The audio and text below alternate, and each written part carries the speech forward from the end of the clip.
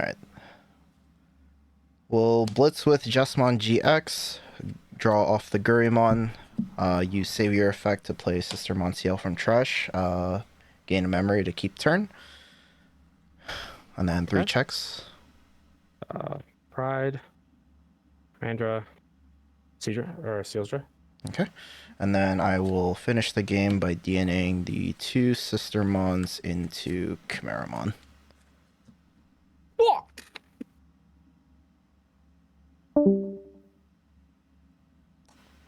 Alright. Hey. So you want to learn how to do that? No, I don't mean make your opponent rage quit out of the game. That guy was just salty. It's also happened to me before in a couple of my online runs. The dude didn't even say GG's, he just up and left. No, I mean how to play on webcam.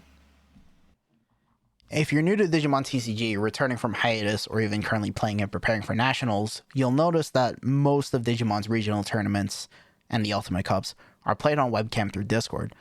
Even if you're not on the grind, webcam games are a great way to just get practice, maybe against people not from your locals, or you have a weird schedule and can't make it to your locals, or you just flat out don't have a scene near you at all. Some groups even host online locals through Discord. But whatever your reason may be, you're here because you want to learn how to set up your webcam for online play, or you're just looking to polish an existing setup. This might end up being a lengthy video, but I'll try to get through as much as I can, as fast as I can, so let's get into it.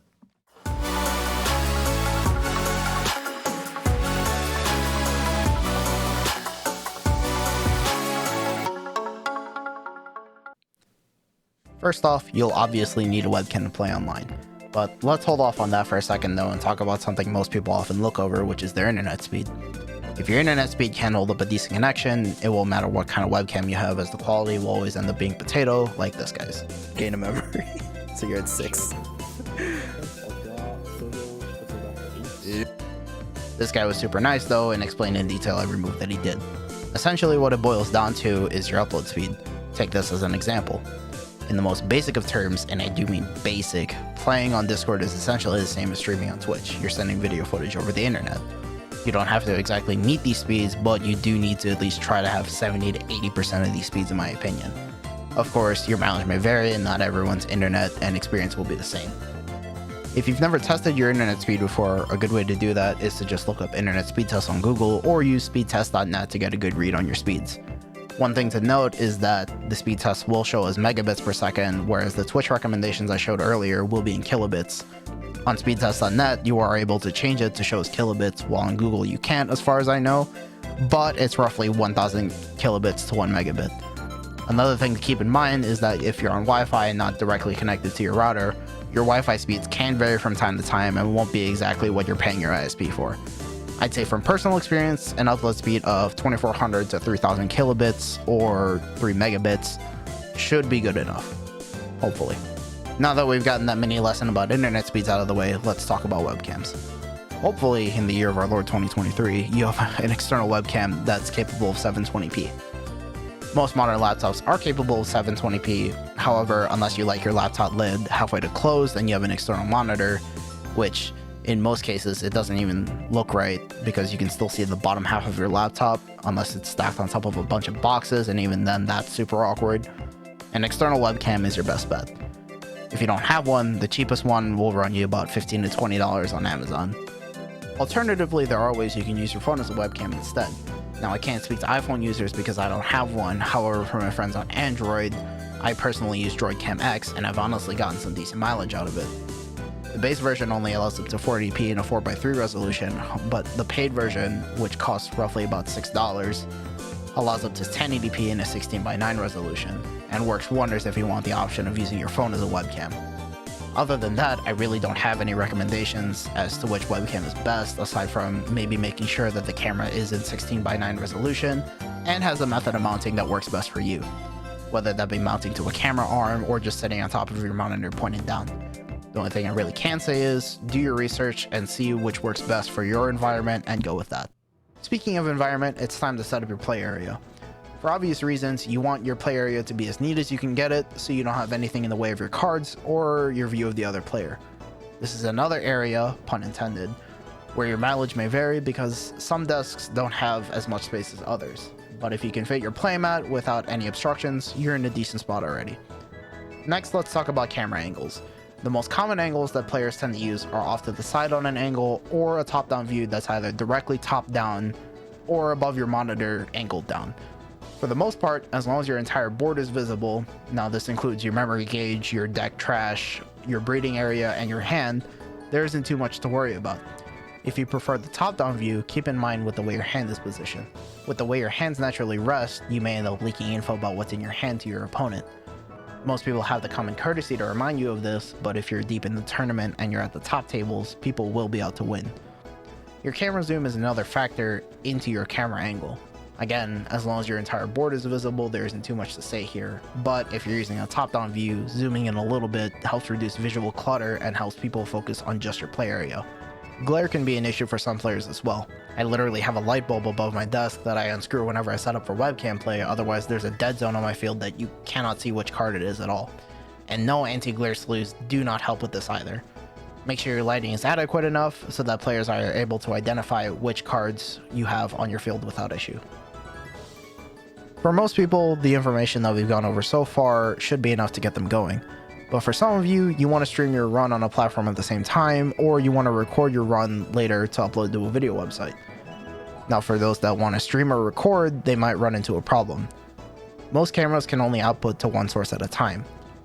Now just to note, I've only used OBS, so I can only explain how to solve this on OBS, and other softwares might have something similar, but I can't say for sure. Also, this isn't a full tutorial in OBS, so I'm going into this with the mindset that you've used OBS before in some capacity. Anyway, in this case, Discord and OBS, or your software of choice, are fighting over who gets the output of the camera. To solve this, OBS has a neat trick called the virtual camera that will take any scene or source you've set up and output it as a video source. There's a button under the OBS controls to start virtual camera. If this isn't showing up for you, just look up how to install the OBS virtual camera. Once it's there, you should see a settings button next to the start button. Click this and you'll see two drop-downs. The output type is for selecting scene or source, ignore internal, and the second drop-down is for selecting which scene or source you'd want to output. Once that's selected, you just need to start the virtual camera and then go into Discord and select the virtual camera under your video settings. And there you go. You'll be able to have your camera output to both Discord and OBS without any issue. For those that took my advice to use Droidcam X from earlier, the software itself actually automatically outputs to two sources, so you set one output to Discord and one output to OBS. For those that want their hand in view, like this neat angle I picked up from another player, firstly, you'll need two cameras. You'll set up a scene with both those cameras in it, and then just select that scene to output to the virtual camera. Pretty neat, right? From here, set up OBS to your liking with your overlays, and off you go.